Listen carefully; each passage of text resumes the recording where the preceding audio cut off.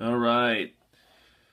The first thing you're going to do here in section 5.3, derivatives of inverses, is the following. You are going to be take these are Algebra 2 quiz trade cards, but it's good for review here for finding inverses. You're going to go through these. You can all grab one, or you can just do it in teams here. Just kind of split them up. Grab some quiz trade cards and just check each other on inverses. Just a quick review there. Also, you can do these. Now, you're not going to be able to do the derivative of the inverse yet, but you can go ahead and answer these questions. Okay, what is g of 4? You know, f of 1 is equal to 4, so what is g of 4 equal?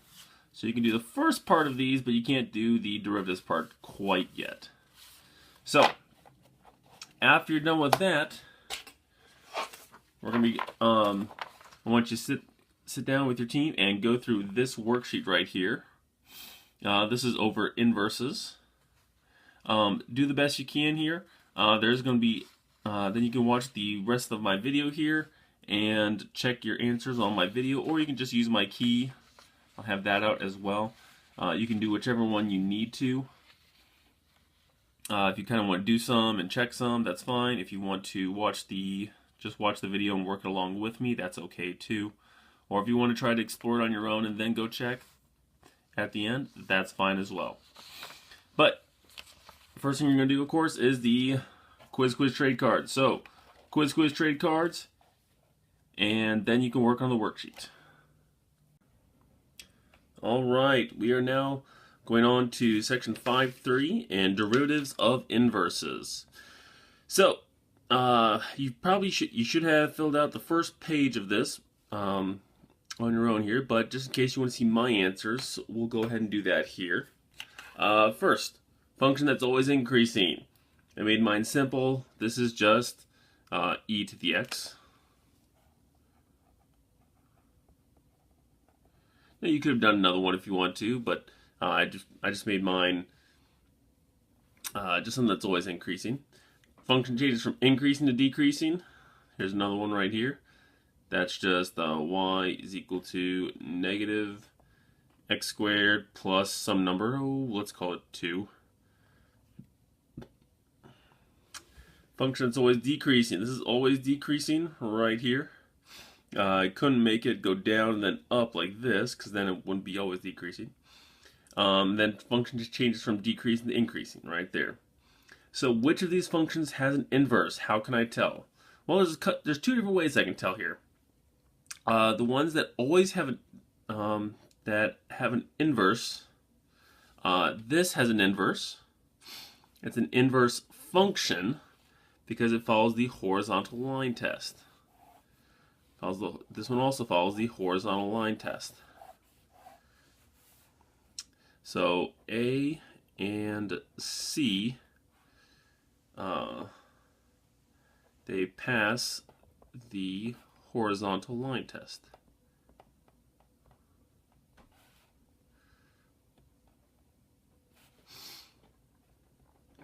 A and C pass the horizontal line test, so their inverse is a function.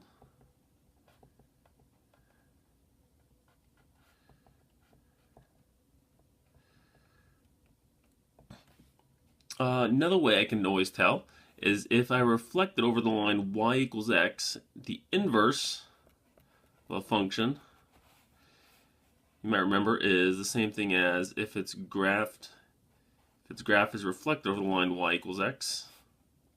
That's how you would check to see if something's an inverse.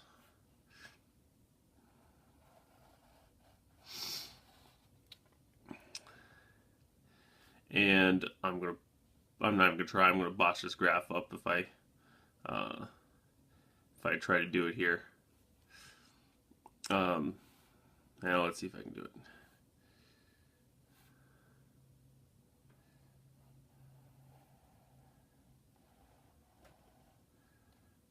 I think it's something like that.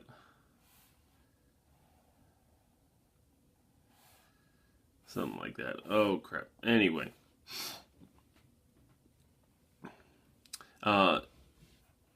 that's one way I can tell. The other way I can tell is if the function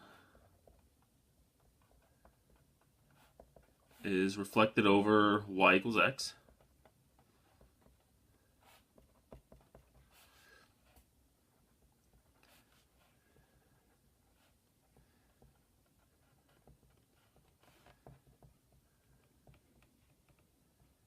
and the inverse is a function. So clearly with this one, I reflect over the line y equals x, that is clearly a function. Passes the vertical line test. Same thing with this one. Reflected over here, that f inverse passes the vertical line test.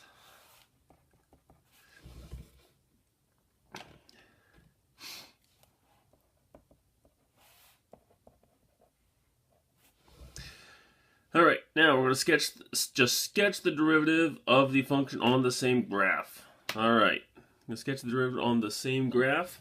I'm going to use a different color here. And we're going to, what do we notice about the y values of the derivative here? Well, the slope of this one at this point right here looks like about 1. So I'm going to sketch it right here. Y values, the slopes are getting a little bit bigger here, so it looks like it's going to be doing something like this. They're getting smaller down here, closer and closer to 0, but never actually equaling 0. So that looks like the derivative right there. We'll call this f prime. Right here, the derivative of this is positive up until here, and then negative afterwards. And we know that's just going to be a linear function like this. This is f prime. Here, the derivative is negative and changes to positive. You know, that would also be linear. So this would be f prime. And derivative right here is negative. It's negative, it's negative, it's negative, it's negative. And hey, the derivative here is always negative. So it's really it's a big negative number. Got leveled out for a little bit right here, then started going big negative again. So it's kind of like this.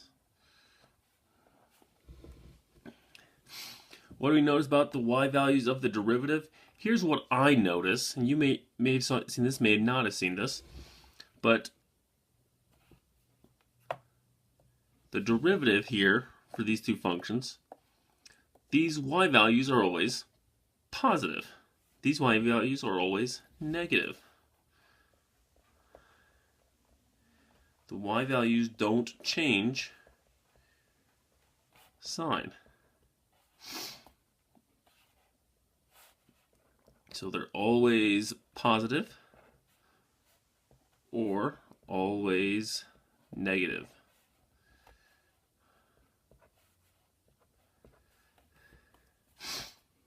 So how can I tell if a function has an inverse without looking at the graph? If the derivative is always positive,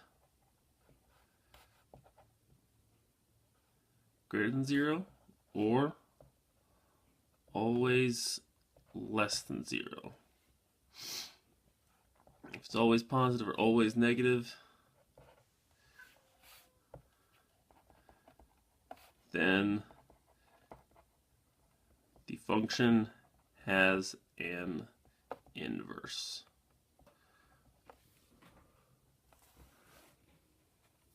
So if the derivative is always positive or always negative, then the function has an inverse.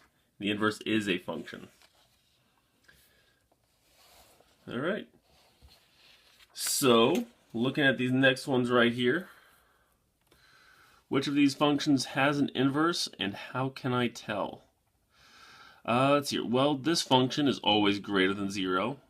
That's always a positive number and that's always positive. So, the inverse is a function. So that one does, because f prime is always greater than 0. This one right here, well, that changed from positive to negative. This one right here, the bottom number is always going to be positive. That's always positive, but the number in front is negative, so this is always going to be negative. So because h prime is always less than 0. 3 raised to the x, that's always bigger than 0.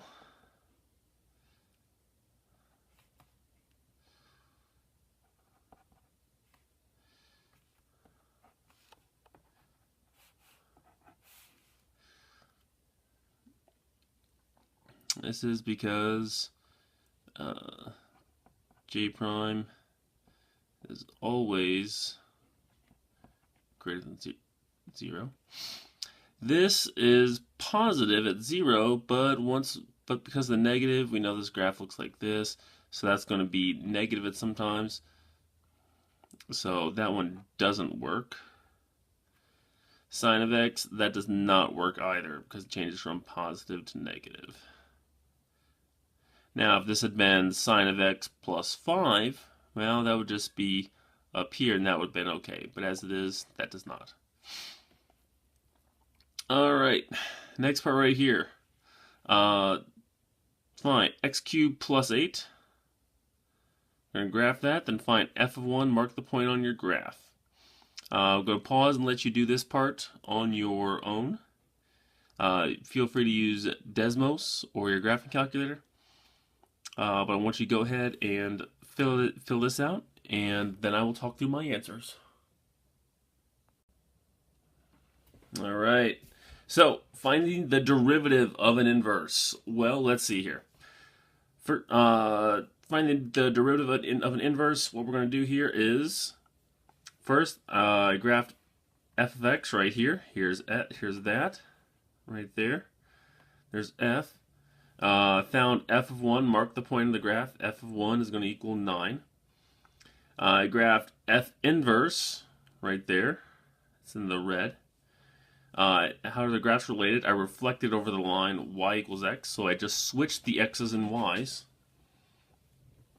Find some points on each graph. How are the coordinates, x and y coordinates related? Well, f of 1 equals 9, and f inverse of 9 is equal to 1.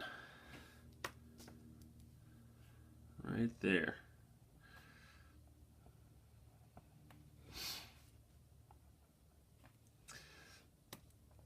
Same thing for 0, 8 and 8, 0. Those would be related as well. They just switch places. F prime of 1 was 6, and I got that by just deriving this function right here. F prime of x is going to be 3x squared. I'm sorry, not 6. It should be 3. And f inverse prime of 9 would be 1/3. So what do I notice? They are reciprocals. The slope of f prime and the slope of f inverse prime, they are reciprocals. So here's the big idea right here.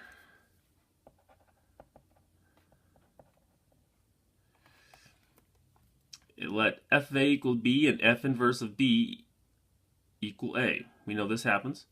If I have to find the slope of the inverse at b, it's just 1 over the slope of f at a. That's all you got to do. This makes sense because we normally think of the derivative as the change in y over the change in x. But if it's an inverse, we're switching those. So it's really just the change in x over the change in y. If this is f prime, f inverse prime, we just switch the x's and the y's, and that's all you have to do there. So here's an example. So let's look at this one down here. Make a graph of f. So f of 2 equals 4. I plotted that point right there. F of 4 is equal to 7. Plotted that point. Next thing I'm going to do is sketch the slope of x at 2. So I'm going to sketch slope of 4/3. And then over here it's going to be 2/3. This is 4/3 and then 2/3 for the slope. I'm going to make a graph of G now. So G, we said G is the inverse of F. So all I got to do here, I'm going to go to, instead of 2, 4, I'm going to graph 4, 2 right there. And instead of 4, 7, I'm going to go over here to 7, 4.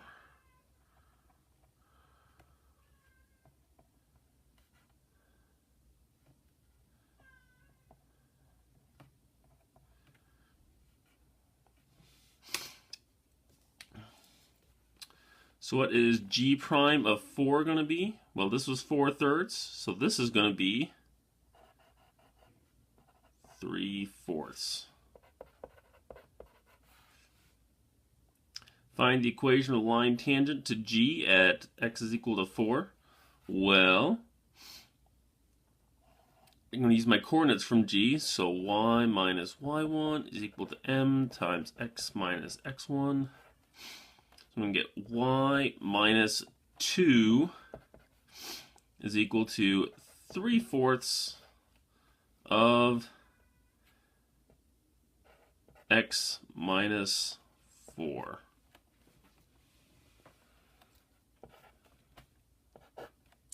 There we go. Now we'll look at the next page. All right. So, in this part right here, we're going to find if g of 6 is equal to c, then f of c is equal to 6. Find when f of c equals 6. That's not too hard. That's going to happen right here. F of c is equal to 6 right there. So f of 1 is equal to 6. So g of 6 is equal to 1. Find f prime of c. Well, f prime of 1, according to the table right here, is 3. So what is g prime of 6? Well, g prime of 6 is equal to 1 over f prime of 1. We're just switching the x's and y's here, just taking the reciprocal. So it's going to be 1 over 3. And if all else fails, we can always just graph and do the same thing. So g prime of 6 is equal to 1/3 because it's the reciprocal of whatever 1 over f prime of 1 is. So write down the steps to finding the derivative of an inverse. Well, there's two ways you can do it. You can use the method we just learned. Some people, though, they'll say, okay, if I have a function, let's say it's 2x plus 6, I learned that if I need to find the inverse, I just switch the x's and the y's. So this is going to be x is equal to 2y plus 6. So x minus 6 all over 2 is equal to y. And then I can just take the derivative that way. Well, can't I do that, Mr. Kuhne? Well, you can, but the problem is not all functions you can undo easily. Some of them you can't undo very easily. For example, what if I were to give you the following function? F of x is equal to x to the 4th minus 3x to the 3rd plus 5x squared minus 2x plus 1 minus the sine of 2x. Clearly, we don't want to go about finding the inverse of this. That's going to be really, really hard to do. So what are the basic steps to finding an inverse? Find when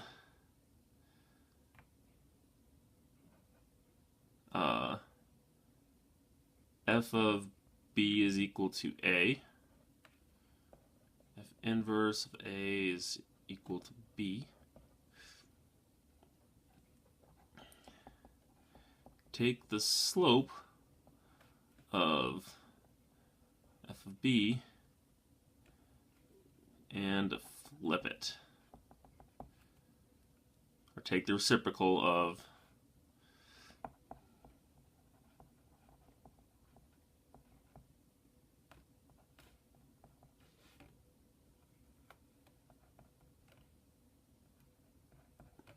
find the reciprocal of f prime of b. I think it is still summed up the easiest right here. Let f of a equal b and f inverse of b equal a. The slope of the derivative, the slope of the inverse is equal to 1 over f prime of a.